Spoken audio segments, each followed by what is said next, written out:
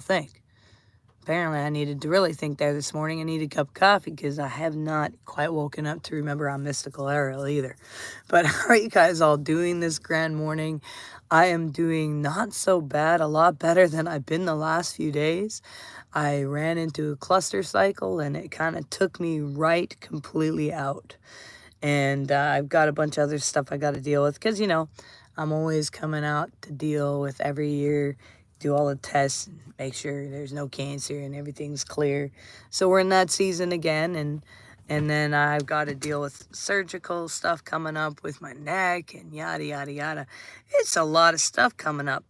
But it's been an interesting season. Got lots of cool friends that have been gathering from out in the desert and all over the place, and we're having a good time.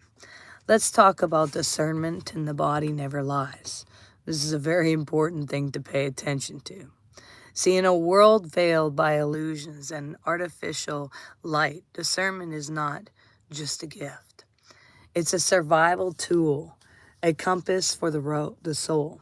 You see, we live in the fallen mindset, the fallen system, a matrix built on inversions where the counterfeit often possesses the truth, and the wolves wear robes stitched in false lights. You see, this system is not just a physical one, it's an energetic one. A prison of the mindset, one that's reinforced by the institutions, stories, and the false awakenings.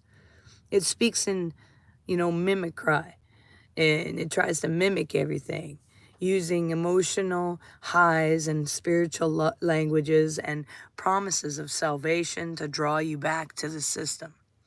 But here's the key: your body never lies. It's the ancient censor, the original oracle. It holds the memory of Eden and the vibrations of truth, and the intelligence of the entire cosmos in the waters. You see, every cell is listening. Every heartbeat is always transmitting and receiving data from far, far beyond the language. Language is more of a construct. This mouth that gets in the way, that's in the way. That we used to at one point be able to know and be aware and communicate in that way. See, it's the ancient sensory, the original oracle. You see, it holds memory of Eden. You do. The vibrations of truth and the intelligence of the center of the cosmos. In its waters, they're not in competition either. They see the one flow, and every cell is listening, and every heartbeat is transmitting and receiving data from far beyond the language. When something is wrong, you see your gut tightens. When something is lying to you, your breath, it shallows. When you're near a trap, your spine tingles, your chest constricts, and your stomach turns. So stop ignoring those things. You see, these are not just feelings. These are biochemical reactions, signals from the atomic nervous system, electrical reactions, a divine interface between spirit and form. Science calls it the interception, the body's ability to sense its internal state. And we've been taught to ignore it. We've been taught to seek outside counsel. We've been taught to seek mentorship. We've been taught to seek an external God.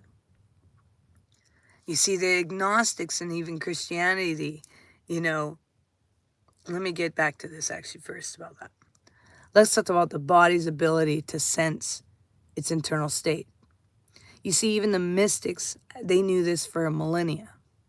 This voice of the soul encoded into the flesh. The agnostic Christianity, the systems of the archonic matrix, it's ruled by false rulers who imitate light but lack love. They can speak in scripture, offer gifts, even perform miracles, but they cannot replicate the signature of divine truth, which resonates deep within the body as peace, alignment, and remembering. It's a truth. Good morning. How are you doing this grand, beautiful morning? You see, Let's talk about discernment. You see, it begins when we actually stop outsourcing truth. Truth to the voices outside us and start tuning in to this resonance we hold within. We hold this resonance that's amazingly strong. We've just been taught for so long to ignore it. Even religion at its highest truth was never meant to be a cage. It was meant to be a bridge to teach that you didn't come to start a religion. That's not what even Christ did. But came to show you a way back to remembering the kingdom was always within you. The divine code buried beneath the rubble of even the fallen belief system. See, even religion got hijacked to make you look at external things rather than recognizing what's right here. You see, we've been taught to not pay attention to these things, and we need to. You see, in today's age, the system seeks out the ones who have unplugged, the awakened, the wild ones, the sovereign ones, and it does not approach with a pitchfork anymore. You see, it'll come with the sweet words, even spiritual jargon, love bombing, and manufactured testimonies of change. It offers platforms, money, visibility, and belonging. Again, a place of performance and control and working hard. But with the invisible strings that are there, you got to pay attention. Discernment will always tell you. So what's the test? How do we tell? Watch the actions, not the words. Feel the frequencies, not their face. Measure the energy, not the excitement. And when your body hesitates, listen. When your nervous system flares, trust it. When your water feels muddied, do not drink it.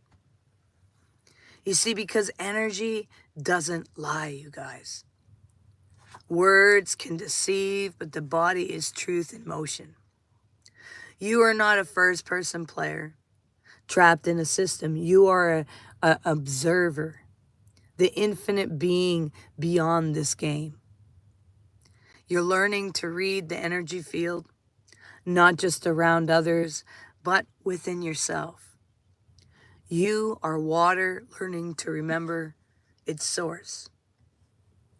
So, remember, discernment is not judgment, it is clarity. And clarity is the sword that cuts through illusions. Never forget that. Well, peace and love to y'all. Make sure you do one thing towards your dreams every single day because it brings you one step closer. Make sure you recognize you're valuable and you matter and you're all unique puzzle pieces, a part of the ultimate puzzle cosmos. If you have any comments, please feel free to make them. Well, hopefully, you'll learn that having the heart to discern is valuable.